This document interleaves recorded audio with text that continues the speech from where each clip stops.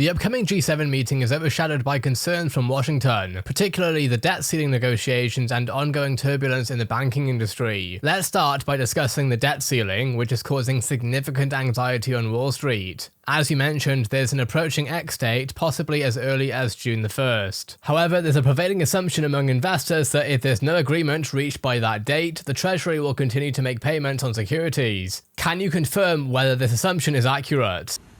All I can say is that there is no satisfactory solution for the United States, a solution that will be good for the economy and financial markets, other than Congress acting to raise the debt ceiling.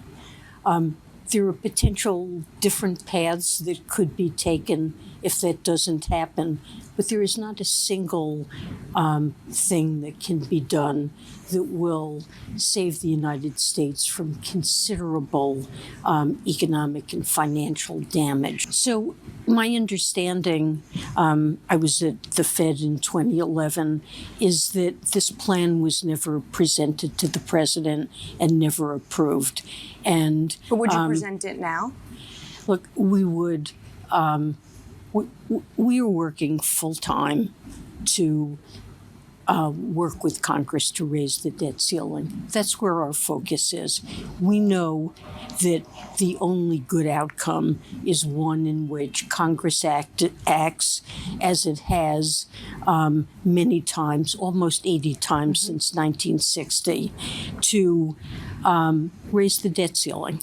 What global markets and American households and businesses need to see is that we have a Congress that's committed to paying the bills that we've incurred as a consequence of our legislation, that we're not a deadbeat country. Mm-hmm. And if Congress fails to do that, it really impairs our credit rating. We have to default on some obligation, whether it's treasuries or payments to Social Security recipients. That's something America hasn't done since 1789, and we shouldn't start now. So we've not discussed what to do. If that doesn't occur with the president, our focus is on getting it done. If Congress doesn't raise the debt ceiling, we face economic and financial catastrophe one way or the other. And that's why our focus is on making sure that Congress does raise the debt ceiling. I feel that that's something we're going to succeed at doing, and we're working hard to make sure that gets done. We'll update Congress as we have available information. What I've said is early June, and potentially as early as June 1. As we get closer, I may be able to provide more refined guidance. But, there is a lot of uncertainty about the exact level of cash balances and payments that we have to make from day to day. And so there remains a level of uncertainty about precisely when we would run out of cash to be able to pay the government's bills. During a recent interview on Bloomberg TV, Jamie Dimon mentioned that he has established a war room for contingency planning. Are you currently in communication with executives and actively discussing contingency plans with them as well? I have talked, not within the last few weeks, but earlier, around the time in January when I sent my first letter, I talked to a number of bank executives. More recently, I've talked to leaders of businesses in different sectors of the economy, and I will be meeting with senior bankers next week when I get back. But I want to understand how they're thinking about the debt ceiling. And what I'm hearing is that it is a grave source of uncertainty that is one of the things that businesses are really concerned about, one of the biggest sources of uncertainty in terms of many big American businesses. Given the potential consequences of a debt ceiling crisis, it is understandable that there may be some frustration regarding the lack of pressure from bank executives, particularly two Republicans, are putting on Congress. How would you describe your level of frustration with the situation? Well,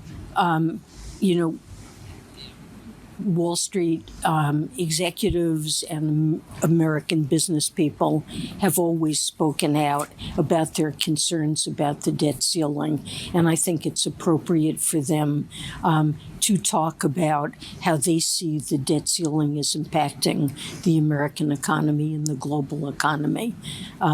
So those voices, we want to hear voices of people who will be affected by this. In addition to the looming debt ceiling crisis, there have been concerns about instability in the banking system, with 4 US lenders failing in the past 2 months. While the administration has consistently emphasized the soundness and resilience of the banking sector, how would you assess this claim when looking specifically at regional banking?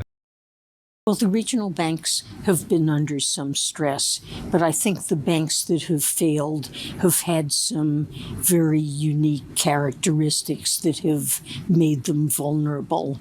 The banks that failed tended to have substantial losses, mark-to-market losses on their hold-to-maturity portfolios. So although their regulatory capital wasn't impaired, their tangible equity was diminished. And they simultaneously had a very high proportion of uninsured deposits. And that profile is not very common. But look, a lot of banks, particularly regional banks, are seeing their earnings come under pressure. The amount that they're having to pay for deposits is rising, and in many cases their investments are at lower interest and their stock prices are coming under pressure.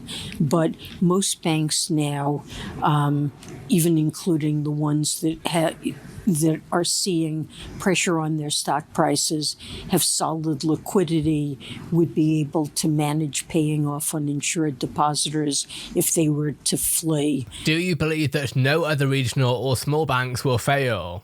Well, look, I don't want to talk about the situations of individual banks, but what I see is a banking system that overall is well capitalized, still has very solid earnings, and we've improved the available liquidity to the banking system, and think that banks are going to be able to survive this. But, we're monitoring the situation very, very carefully. China is a significant topic of discussion at the G7 meeting, particularly in terms of outbound investment and the US economic policies towards China. You recently gave a speech outlining the US stance on China's economic policies and emphasized the importance of national security concerns. Despite this, tariffs on China remain in place, and some have questioned whether these tariffs provide any economic benefit to US consumers. Can you speak to the reasoning behind maintaining these tariffs given the potential impact on consumers? Well,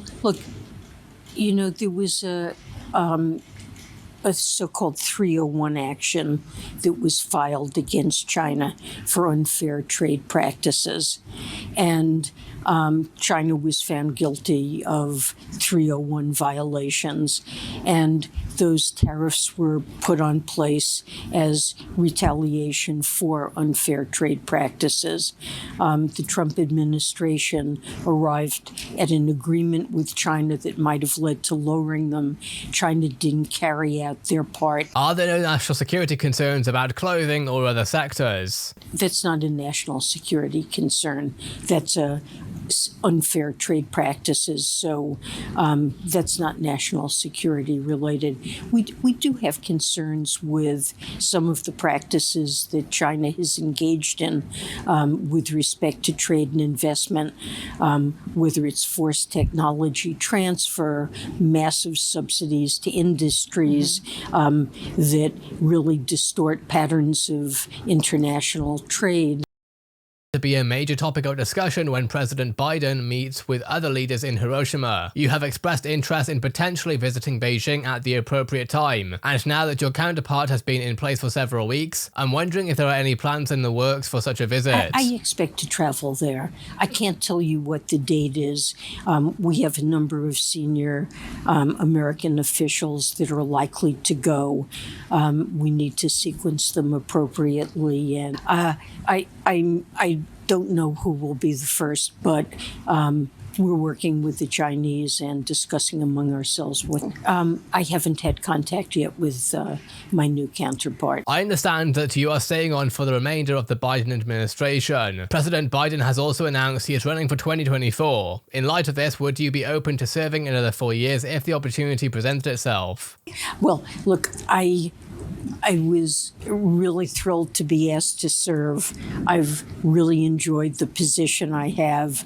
I have a lot of work to do, and that's a topic I have not yet given any thought to, but I would like to stay until the end of his first term and continue on the important agenda of work that we have at Treasury. According to Janet Yellen, failing to raise the debt ceiling could be catastrophic for the US economy and financial system. This is because the government would not have the ability to pay its bills and may default on its debt, causing widespread disruptions in financial markets. She notes that uncertainty around the debt ceiling is one of the biggest sources of uncertainty for many American businesses. This is because it creates uncertainty about government spending, which can impact business decisions, investing, and hiring. She acknowledges that some regional banks have been under stress due to the recent failures of some US lenders. However, she notes that the banks that have failed have had a unique characteristic and that the banking industry as a whole remains strong and well capitalized. Yellen is highlighting the importance of national security when it comes to economic decisions. She notes that the US is working with other countries to address outbound investment with China with a focus on national security. The US still has tariffs on China because of unfair trade practices. The US filed a 301 action against China for unfair trade practices, which led to the imposition of tariffs. The Trump admin had an agreement with China that could have led to lowering the tariffs, but China did not carry out their part of the agreement. Yellen is expressing concern with China's trade and investment practices, specifically forced technology transfer and subsidies that distort international trade. She is focused on serving until the end of President Biden's first term and continuing the important work at the Treasury. She has not yet thought about whether she would consider serving for another 4 years if President Biden is re-elected.